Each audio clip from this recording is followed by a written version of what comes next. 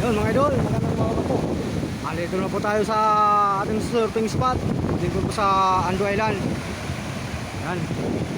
Medyo may alon mga idol. Medyo malakas lang yung hangin. Oh.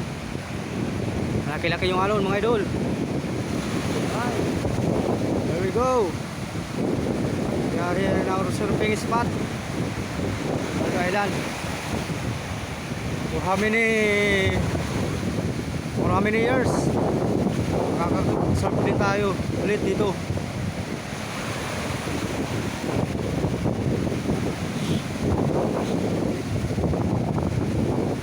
Well, let's get it on.